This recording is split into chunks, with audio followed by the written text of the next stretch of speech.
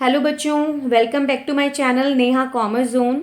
आज हम करने जा रहे हैं class 12 death of a partner part two में हम डिस्कस करेंगे computation of amount due to the deceased partner.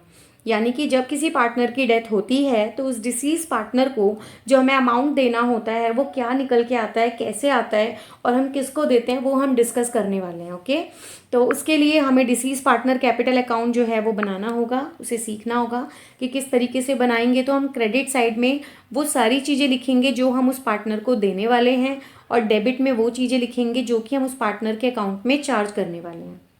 तो सबसे पहले हम ओपनिंग बैलेंस ट्रांसफ़र करते हैं। ओपनिंग बैलेंस लिखने के बाद जिस समय पार्टनरशिप में वो पार्टनर था उसका कोई करंट अकाउंट था, यदि उसमें कोई क्रेडिट बैलेंस बचता है तो वो हम क्रेडिट साइड में ट्रांसफ़र करेंगे। अगर कोई डेबिट बैलेंस होता है तो हम उसको डेबिट साइड में ट्रांसफ़र करेंगे। उसके अलावा bye loan by partners account, इसका मतलब है कि पार्टनर से कभी लोन लिया था अगर तो हमें उसे देना होगा तो हम उसको क्रेडिट में लिखेंगे। उसके अलावा यदि हमने उससे लोन लेना है तो हम उसको डेबिट में लिखेंगे। पीएनएल सस्पेंस अकाउंट क्रेडिट में है। इसका क्या मतलब है, मान लीजिए कि एक फाइनेंशियल ईयर में 1 अप्रैल जो हमारा ईयर है वो स्टार्ट हुआ 1 अप्रैल 2021 में। ठीक है, अब ईयर एंड हो रहा है 31 मार्च। अब मान लीजिए बीच में 30 जून को ही उस पार्टनर की डेथ हो जाती है तो यहाँ पर 3 मंथ का जो उसने प्रॉफिट है या जो लॉस है जो भी है उसके लिए हमें पीएनएल सस्पेंस अकाउंट बनाना पड़ेगा। यदि PNL suspense account credit profit में आ रहा है, प्रॉफिट निकल के आ रहा है तो हम उसे क्रेडिट में लिखेंगे। यदि लॉस आ रहा है तो हम उसको डेबिट में लिखेंगे। उसके अलावा सेम हम जब रिवैल्यूएशन अकाउंट बनाते हैं, यदि रिवैल्यूएशन का प्रॉफिट होता है तो हम उस पार्टनर के क्रेडिट में लिखेंगे, यदि लॉस होता है तो हम डेबिट में लिखेंगे। उसके अलावा जनरल रिजर्व है या प्रॉफिट एंड लॉस है, अकुमुलेटेड प्रॉफिट जो है उसका गिवन है तो हम उसके शेयर को क्रेडिट में लिखेंगे। यदि अकुमुलेटेड लॉस है तो उसके शेयर को हम डेबिट में लिखेंगे। उसके अलावा ड्राइंग है, इंटरेस्ट ऑन ड्राइंग है, ये भी हम उस पार्टनर से चार्ज करते हैं, राइट। उसके अलावा कोई सैलरी या कमीशन देना है वो हम क्रेडिट में लिखते हैं और गुडविल को डेबिट में करते हैं। इस तरीके से जब हम सारी चीज़ें जो भी देने वाली हैं प्लस प्लस प्लस वाली वो क्रेडिट में डाल दी और चार्ज करने वाली डेबिट में डाल दी, उसके बाद हम बैलेंसिंग फिगर को कैलकुलेट करते हैं। यदि इसमें लॉस आता है तो उस केस में संपत्ति बेच करके उस पार्टनर की हम लॉस को पूरा करते हैं, राइट गाइस। लेकिन अगर प्रॉफिट आता है तो उस केस में हम क्या करते हैं, उस केस में हम उस प्रॉफिट को उसके डिसीज पार्टनर एग्जीक्यूटर अकाउंट में ट्रांसफ़र करते हैं जो भी अमाउंट आता है। ये अमाउंट कैसे आएगा, ये अमाउंट आएगा क्रेडिट साइड का टोटल करेंगे, देन डेबिट साइड का आप टोटल करेंगे।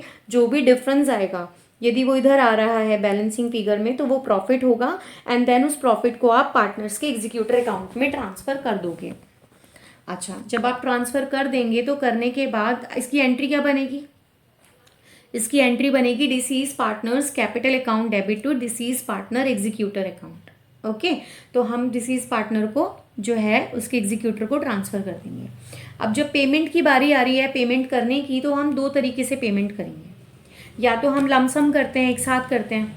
यदि हम एक साथ करते हैं उसको पेमेंट तो हम क्या करेंगे, जैसे होता है ना रिटायरमेंट के दौरान हम रिटायरमेंट के टाइम पे उसके लोन अकाउंट बनाते हैं उसमें ट्रांसफ़र करते हैं, तो यहाँ पर हम एग्जीक्यूटर के अकाउंट में ट्रांसफ़र करेंगे। जब लमसम देंगे हम अमाउंट ट्रांसफ़र करेंगे तो उस केस में हमारी एंट्री बनेगी deceased partner executor account debit to bank account. हमने सिंपली उसको पेमेंट कर दिया। लेकिन अगर हम लमसम पेमेंट नहीं करते हैं, हम इंस्टॉलमेंट में पेमेंट करते हैं देन तो उस केस में क्या करेंगे, हमारी 2 एंट्री होंगी क्योंकि हमें इंटरेस्ट भी पे करना होगा, राइट ना। क्योंकि अगर हमें कोई चीज़ इंस्टॉलमेंट में देनी है मतलब रुक रुक के बीच बीच में हम दे रहे हैं तो उसमें डेफिनेटली उस टाइम पीरियड का इंटरेस्ट भी होगा।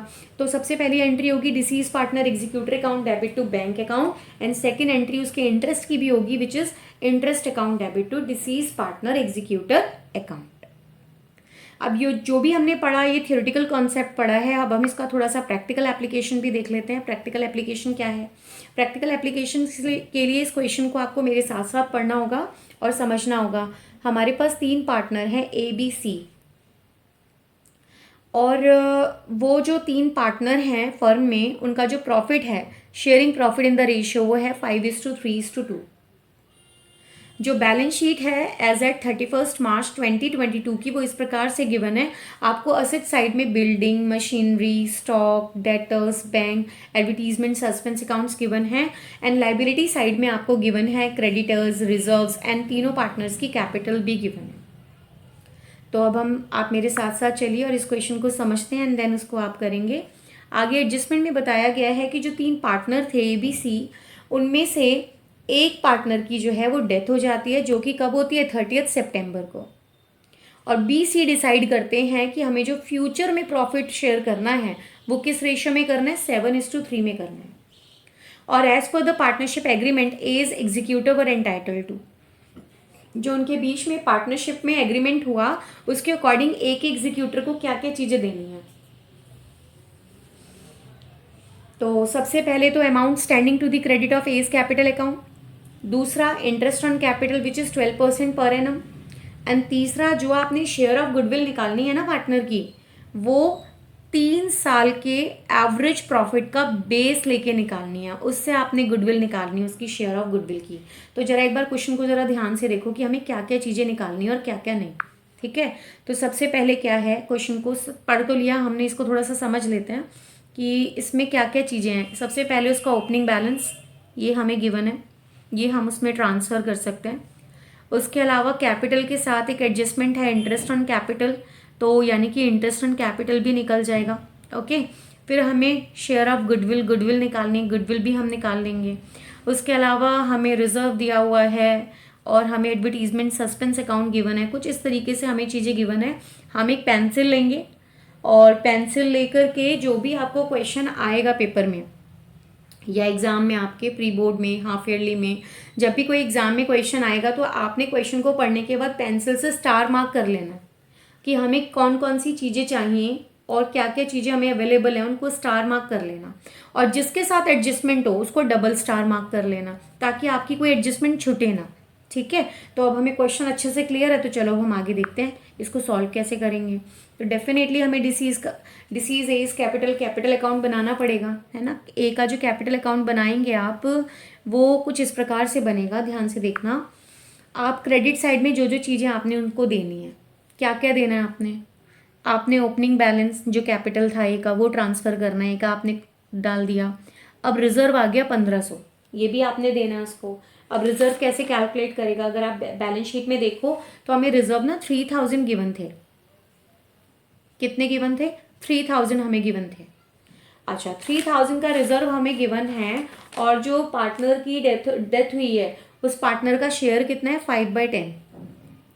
तो जब आपने 3000 को 5/10 से किया तो हाउ मच यू गेट, 1500। तो आपने 1500 उसको रिजर्व भी दे दिया। ठीक है, उसके अलावा उसकी कैपिटल हमें पता है कितनी है, कैपिटल है हमारी 12,000। अब 12,000 की जो कैपिटल है, कितना परसेंट इंटरेस्ट बोल रहे हैं, as you can see in the screen 12%। तो 12/100 करेंगे हम इसको, और शेयर अगेन 5/10 है। तो हमने जब इसको सॉल्व किया तो कितना आ गया, तो ये हमारा आ गया 720। ओके, तो इसका मतलब कि हमने इंटरेस्ट ऑन कैपिटल भी दे दिया, ओपनिंग बैलेंस था वो भी ट्रांसफ़र कर दिया, रिजर्व भी हमने दे दिया, और हमें बैलेंस शीट में एडवर्टीजमेंट सस्पेंस अकाउंट में भी 4000 गिवन था। अब 4000 जो गिवन है हम अगेन उसके शेयर से मल्टीप्लाई करेंगे, देन वी विल गेट 2000। तो इसका मतलब हमें ये भी क्लियर हो गया, मतलब हमने सारी चीज़ें दे दी। अब हमारे पास सिर्फ गुडविल बची है। गुडविल के लिए हमें वर्किंग नोट बनाना होगा और हमें एवरेज प्रॉफिट निकालना होगा। एवरेज प्रॉफिट निकालने के लिए हम बेसिकली क्या करते हैं, एवरेज प्रॉफिट के लिए हम करते हैं 3 साल के प्रॉफिट को, जो हमें गिवन है ना यहाँ पे, 3 साल के प्रॉफिट को, 3 साल के प्रॉफिट को लेंगे एंड 3 साल से डिवाइड कर देंगे, वी विल गेट 4500। तो 4500 जो है वो हमारा एवरेज प्रॉफिट आया। अब गुडविल निकालना है तो कितना आ गया, 18,000, क्योंकि हमें number of year of goodwill purchase given थी 4 ईयर। तो हमने क्या किया, 4500 को 4 से मल्टीप्लाई किया एंड मल्टीप्लाई करने के बाद वी विल गेट 18,000। अब ये जो 18,000 है ये पूरी फर्म की गुडविल है, हमें तो उसकी शेयर ऑफ गुडविल निकालनी है।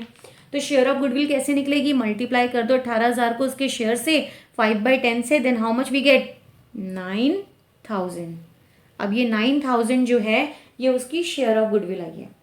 मैं दोबारा से एक बार आपको बता देती हूँ, हमने गुडविल निकालना है तो हम कैसे निकालेंगे, 3 साल के प्रॉफिट को ऐड करेंगे, फिर 3 साल से डिवाइड, नंबर ऑफ ईयर से डिवाइड करेंगे, फिर जो भी हमारा एवरेज प्रॉफिट आएगा हम उसको number of year of goodwill purchase से मल्टीप्लाई करेंगे, तो हमारा 18,000 आ गया। अब जिस पार्टनर की डेथ हुई है उसका जो शेयर है वो 5/10 है, तो हमने 18,000 को 5/10 से किया तो कितना आ गया, 9,000 आ गया। ये अब उसकी गुडविल आई है।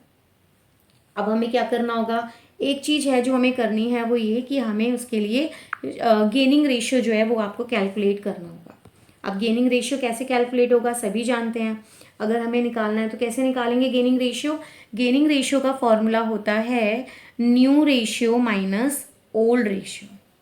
Okay, new ratio minus old ratio. ए की तो डेथ ही हो रही है, अब हमें बी और सी का निकालना है। बी का न्यू रेशियो कितना है, 7/10, ऑलरेडी क्वेश्चन में गिवन है, ढंग से देखिएगा क्वेश्चन को। और ओल्ड रेशियो था 3/10। ठीक है, इसको सॉल्व किया तो हमारा कितना आ गया, 4/10। इसी तरीके से सी का भी निकालेंगे। सी का कैसे निकलेगा, सी का भी एक बार देख लो। सी का निकालने का तरीका अगेन, जो सी का न्यू रेशियो है वो है आपका 3/10 और जो ओल्ड रेशियो है वो है 2/10, तो आपका आ गया 1/10। तो इस तरीके से जो हमारा गेनिंग रेशियो निकल करके आया वो आया 4:1।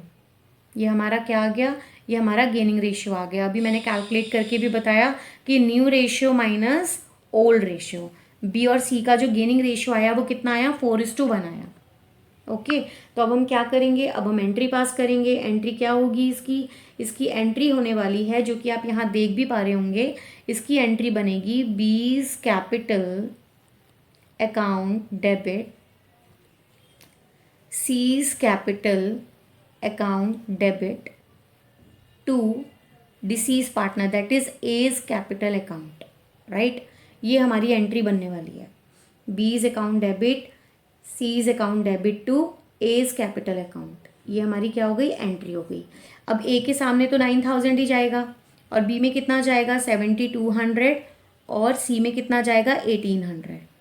अब ये 7,200 और 1,800 कैसे आया, तो सिंपली आपने क्या करना है, 9,000 जो है ना आपका, इस 9,000 को आपने उसके गेनिंग रेशियो से मल्टीप्लाई करना है जो हमने निकाला था 4:1, दैट इज़ 4/5।